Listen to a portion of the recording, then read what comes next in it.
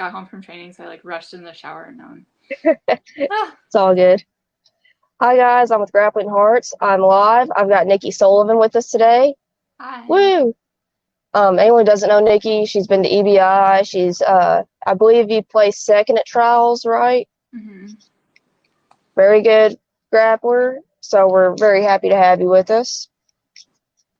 Nikki, I guess to start us off, do you kind of want to talk about what got you into jiu-jitsu and how you got started? Yeah, sure. I actually started in college at Indiana University, and I took a class for a credit, and then I got involved in their club and was hooked and just stuck around after I graduated and kept training with them. Yeah, that's how I started. That's awesome. So when you found your club, was it just something that you seen that like piqued your interest, or was it something that like a friend told you about, or? Yeah, I think I'd always really been interested in martial arts, and I did some taekwondo and some other things. Like I tried them, but I wanted to wrestle.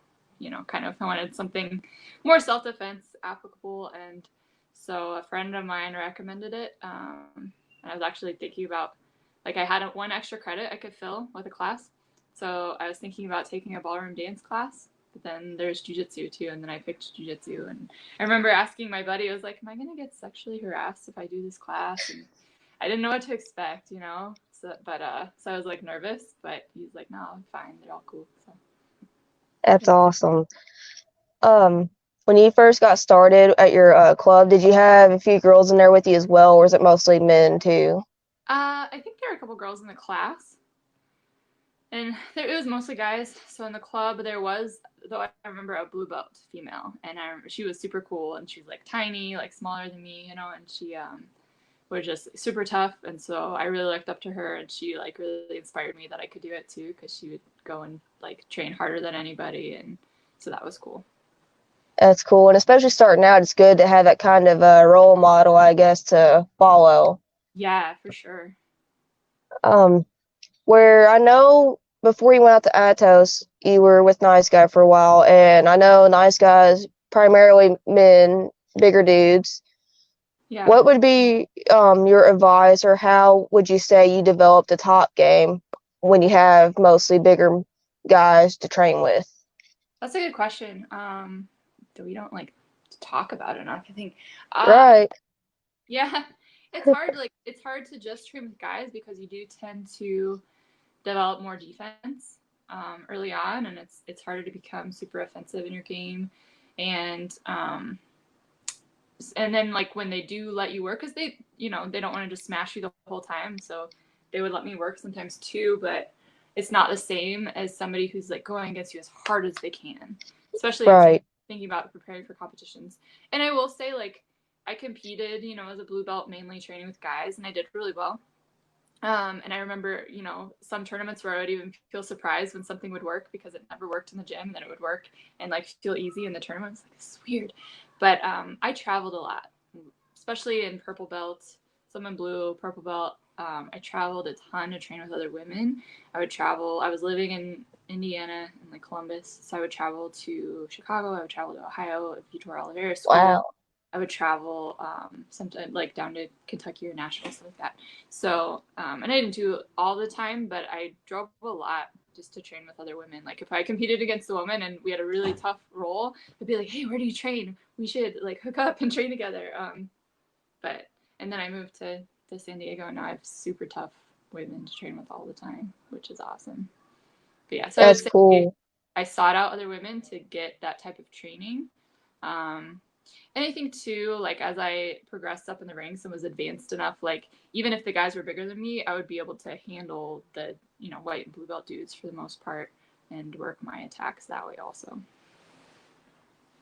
I'm glad you mentioned that because me and Joe have talked about it.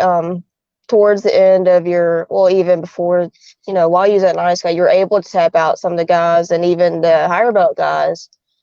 For as a woman to get a black belt, do you think that's an important part of your jiu-jitsu that you should be able to like implement? Is even you're smaller than your training partners, you're able to submit them? Do you think that's important to be able to do once you get your black belt?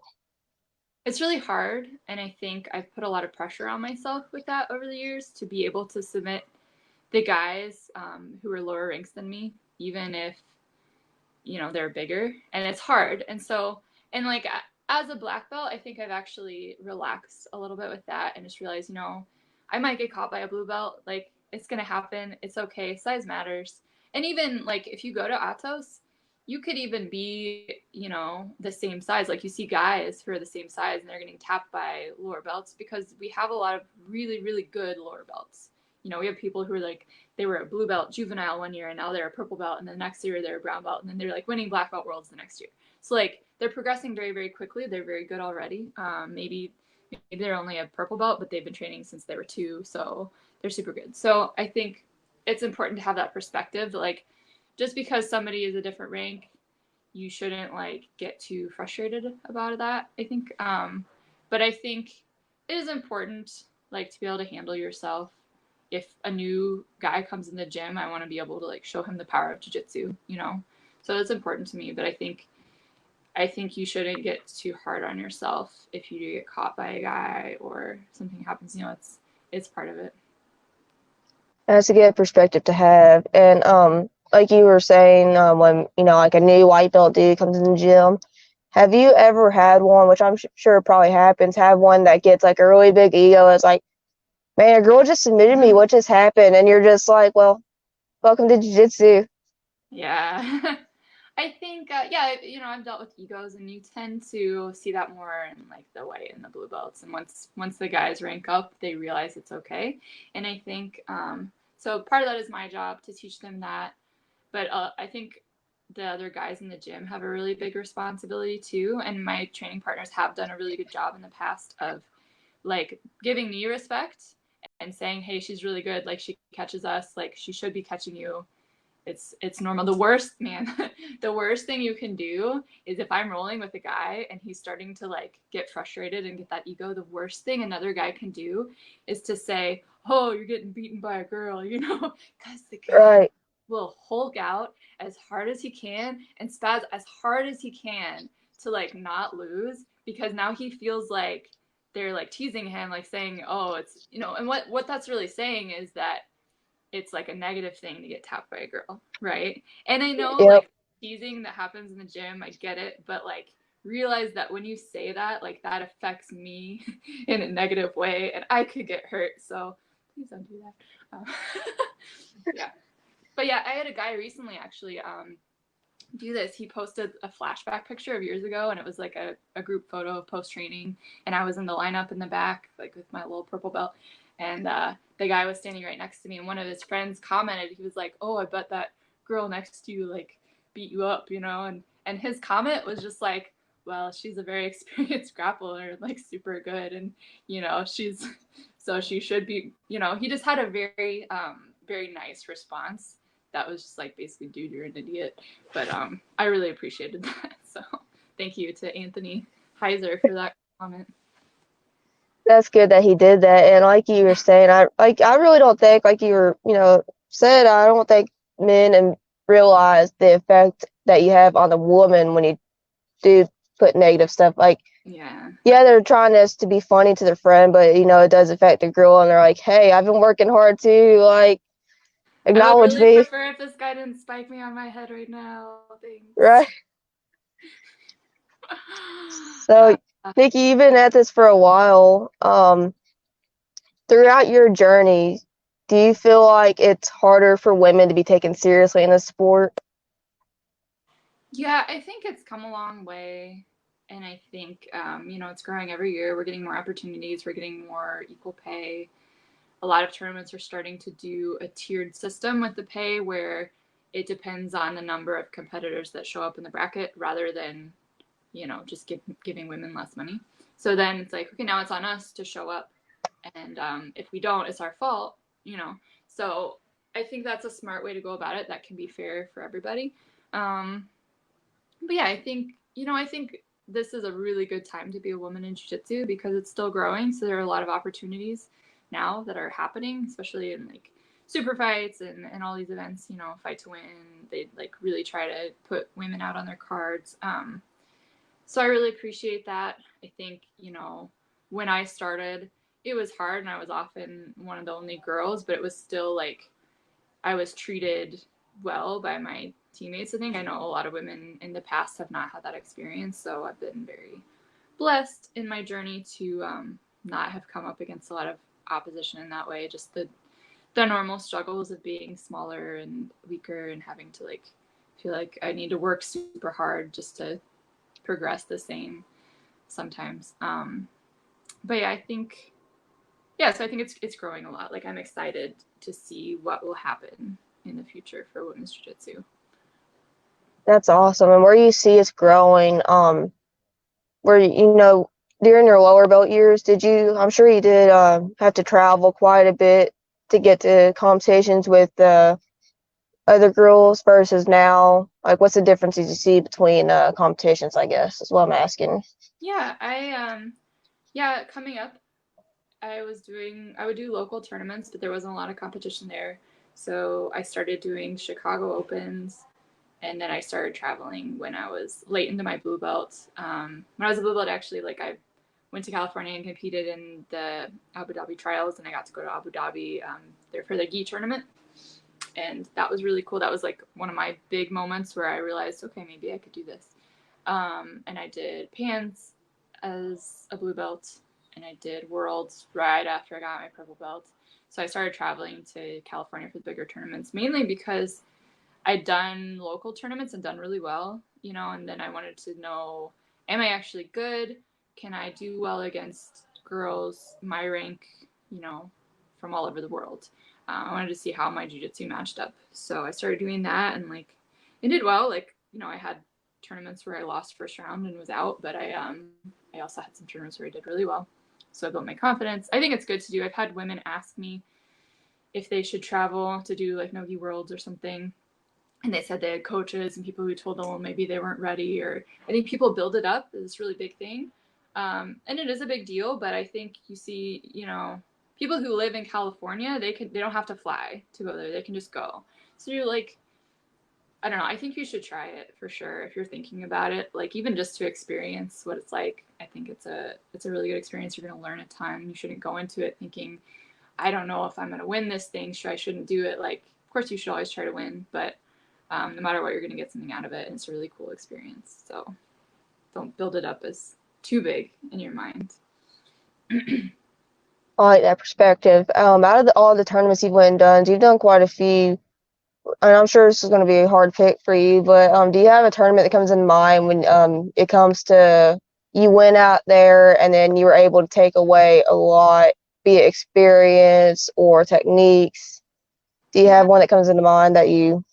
I think me and the 2017 ADCC trials were so fun, and those were like kind of unique. Last year they weren't nearly as good on the West Coast, but in 2017, and this was right before I moved to California. So the nice guys knew I was planning on moving, or like at least thinking about it. They're very supportive, which I appreciate. Like we're all still great friends. But we were all preparing for the trials together. We went out with a small group. I think Bobby, Chase, Mo. I'm trying to think of who else was there, but we had a crew, and man, it was just like the best run tournament I've ever been to in my life. I don't know what happened last year. It was not nearly as well run, but the 2017 ACC Trials West Coast was an amazing tournament, and they like just put a lot of money into it, I think, as part of it. And they they had cash prizes, which was cool. So I got second place, but I got $1,000 for that, which was awesome. Dang. I remember going into it, I'd never done a trials, and I was really nervous, and I didn't expect myself to do that well. I guess like I was trying to believe in myself, but I was like, we'll see what happens. I don't know, and then I did really well. I think I had 5 matches, so I won 4 of them, and mostly submissions. And it was really fun. It was fun to be there with a team, like a small group. It was very supportive, and I remember just getting. I don't know if I got specific techniques, but I got a lot of confidence from that experience, and it was also a neat experience to have before moving to a big gym. So, and that's actually where think I ran into Josh at the trials, and that's where he was like, yeah, you can come stay with me if you come out here. So that was cool. That's awesome. Yeah. So, a lot of lower belts go on about sometimes they look at trials and I think it's a really scary thing because, you do have those high level people there and, it is a pretty big tournament. For you, was it as scary? Because I know a lot of upper belts go on about trials is where people get hurt, where people get broken at. Once you stepped down those mats, was that going through your mind, or was it to just totally leave, or what? I don't think I was worried about getting hurt. I think I was very aware of heel hooks and like not wanting to get caught in them, but I felt very prepared for that because I've been training with the nice guys, a ton. So no, in general, I'm not worried about getting hurt. Like I know people will talk about not wanting to do the absolutes also because they don't want to get hurt. And that's not really something I worry about. Like you could get hurt in any tournament, Right. But like the one person I remember seeing get hurt at the 2017 trials got hurt from a Kimura. Like, and it went viral. I'm sure you've seen it, but it was the nastiest Kimura I've ever seen in my life. You could just see the point where it popped and went way too far, and the guy like screamed. But yeah, so like it wasn't even a submission that's illegal in any rule set. It was just a Kimura. So stuff can happen. I don't worry about it too much. I try to take care of myself. Try to tap. Like in general, unless you go against Paul Harris, you should be okay. So For sure. And you brought up absolutes. mm-hmm. Do you enjoy absolutes too, or do you just kind of yeah? I always do it if I can.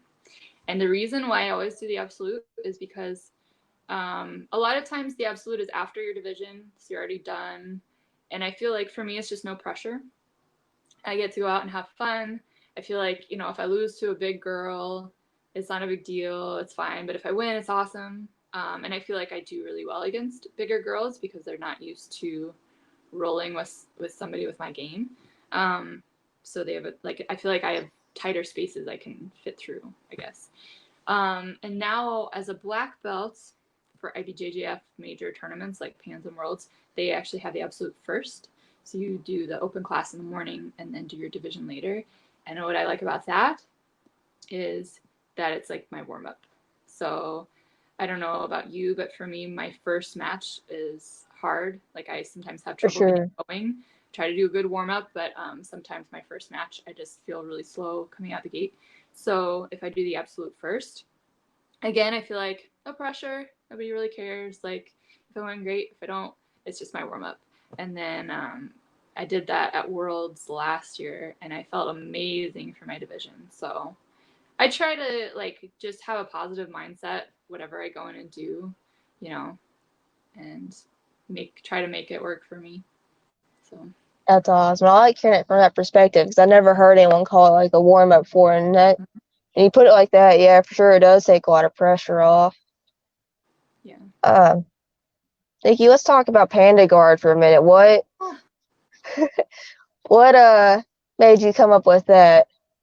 Dude, I learned a lot from Joe for sure, because you guys call him Joey Bear, right? But he yeah, it's kind of his style is so unique because you watch him roll and he does things where he's just not even moving that fast, but he just gets under people and gets the leg and just kind of slowly works his way, and then they're tapping. But I really liked that, and he would always show me things too and be like, you could probably do this because you're really flexible. And that was really nice. And then I started just really playing with going upside down and hugging the leg and figuring out options off of that. And I started really gearing it towards IBJJF legal rules because more knee bars and toe holds, because that's primarily what I was competing in. So I kind of took a style that a lot of people would use to enter into reaps and heel hooks, and I turned it into more of a way to set up my other leg attacks. And for a long time, I just used it to sweep and get on top because I wasn't good at finishing the knee bar yet, and it gradually kind of evolved, and I've added a lot of things to it. I'm still playing with it. It's not anything super unique. I'm sure other people do, similar things, but right now I'm playing with it a lot and like finding some really fun heel hook entries also, and like that. But I inverted for a long time, so I started inverting, I think, as a blue belt just as a way to not get my guard passed. And I realized that if I went upside down, it was a lot harder for some of these guys to pass my guard, but it was very defensive. And then once I started learning the leg locks, and I learned most of my leg locks from the nice guys, so shout out to them. But once I got those, it was like they just fit right into my game perfectly. So it's like the positions I was getting into, all of a sudden I could attack people from there, and that was exciting. So, were you latched onto that and, started developing that? Do you think as a lower belt, it's good to find something that piques your interest like that and just focus solely on that? Yeah, I think so. And I've heard different perspectives. I think at some point it like you should learn the basics for sure. You should have like a good understanding of all the positions, but I think it's really good to pick something that you're really going to hone and make your A game also. And then that doesn't mean you can't work on other things too, but I think if you look at the highest level, the guys who are winning like gi or no gi tournaments at the highest level, they sometimes have a very narrow game that they're playing. And that doesn't mean that they don't know other things, but it means they've gotten really good at this one thing. Like if you look at what's his face? I can't think of his name right now. But like, man, some guys are just super good at like going De La Hiva, Barambolo, like Lasso, like that whole game. Some guys are really good at just like entering into the heel hook, whatever. I think it's really valuable because like if you know everything but you haven't really mastered one thing, then I don't know, I think that could just make you really dangerous if you can get really, really good at one thing. So yeah. I don't know So, from like what that, best to do that at, but maybe purple. I don't know. cool, I like that. So, from that perspective, would you say you're going to a tournament? Would you be more afraid of a girl who's super dangerous, super good at one thing versus a girl who knows everything? That's a good question. I think the one thing is if you know somebody's good at one thing, then you can be prepared to defend it, right? And I've had that happen where girls knew that I wanted to go upside down and just sack their legs, and they like had prepared for that, so it was really hard.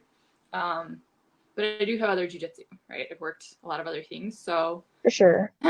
um, I think, yeah, I don't know. I think on the other hand, it is scary to go against somebody who you know is super super good at something, and they've like gotten everybody with it, because even if you know how to defend it, you might not know how to defend it. So yeah, I don't know. That's a good question. Yeah. I've gone against Fionn several times, and she just passes my guard. She's so good at passing the guard, man. It's crazy. For sure. What are some of the differences you see in training, like with nice guys out in like Indiana or like traveling nearby Indiana to train versus going out to California and training out there? I think the main difference, I'll say, like, everybody trains hard. Like, the nice guys train hard. I've trained with at other gyms that had really hard comp trainings. Like, a lot of people are training hard, but I think the difference in San Diego is you have a lot of people who moved there for jujitsu. So, I think the majority of the people I train with didn't grow up in San Diego. They came from somewhere else. And so it's kind of like a jiu-jitsu mecca where you just have all this talent that's been brought in. And I think that's the main difference, and that's why I moved. Um, Not that I didn't have good training partners, but here I had so many really good training partners and coaches, and like, Andre Galval is coaching this team, and he's very experienced at winning tournaments and knowing how to train for that, how to do that. So I think that's a benefit too. Like, you have really experienced coaches, but also just, I have people like Louisa Montero, who's a multiple time world champion, and all these girls who are world champions or will be world champions that are super tough, and we're all training hard together and getting better every day. And yeah, I think that's the main difference. Just the level of training partners that I have, and like the number of high level training partners that I have also. That makes perfect sense. For your future in jiu-jitsu, what do you see happening? Like, what kind of goals do you have set? Yeah. Man, and I thought about that a lot, especially with the quarantine and just the downtime and I'm still thinking about it, you know, like I want to compete for a while for sure. I have goals and Right. that I want to achieve. I want to just do whatever I can. I'm trying to take a lot of opportunities right now and just get better. I want to get better. I want to get as good as I can, you know. Even if I don't like win the worlds, I want to get as good as I can and I want to try my hardest. I think that's important. I think I'll regret it if I don't. I really love teaching. And that's something that I do some at Atos, and I travel and teach seminars some. But I really love it. It's something that I want to get really good at. I want to be a really good coach, and someday, you know, whether I open a gym or like teach at somebody else's gym or whatever I end up doing, I think I'll teach jujitsu for sure. So yeah. I'm glad you said that. I was actually going to ask if you ever had plans on opening up your own school. I know I get that question so much. It's so scary, man. I mean, a lot of people do it. A lot of my teammates, that's their plan. And in jujitsu, that seems to be the main next step. But yeah, we'll see. We'll see what happens. I like that. I know with quarantine, it's really hard to kind of gauge, like time frames or whatever. But do you have a show that you have in mind for your next competition, or are you just kind of playing it by ear? Yeah, so there's a new show called Submissions on the Shore that I did in February, I think. I did a super fight. And they're having a show at the end of June that I'm going to be a part of in a 8-woman, 135-pound bracket, BBI overtime rules. So I'm excited for that. Excited to Awesome. like, get back out there. And then I might also be doing Josh Leduc is helping out or running, I don't know, some tournament in Florida the next weekend. So yeah, Awesome. I don't remember what it's called. But basically I'm trying to take whatever opportunities I can. Right now I think a lot of them will be nogi, so I've been training a lot of nogi and that's fun. But yeah, I'm excited. That's good. And it's really admirable to hear from, a high level black belt that you're not only competing just to get paid, you're taking whatever you find, it seems like. Is Submissions on the Shore the one where you compete on the boat? That's Yeah. awesome. Yeah. Is that an entirely different experience in itself, or is it kind of the same? No, like I didn't know I was on a boat when I was competing. It's just cool when you were outside and you see it. It's like a cruise ship kind of. I don't know, it's big. But it was neat. I had a fun Got you. fight. So yeah, that'd be cool. For sure. Very cool. Nikki, I appreciate you coming on here with us today. Before we head off, I'm going to give a shout out to our sponsors, Sleeps Apparel, Stretch 9, B2G Coffee. If you have anyone you want to give a shout out to, Yeah, my gi sponsor, Roll Dogs Kimonos, Our Life CBD, Yoga for BJJ, and Ground Shark Coffee. Thank you guys. awesome. All right. Thank you, Nikki. Thank you so much. For sure. Bye-bye. See ya.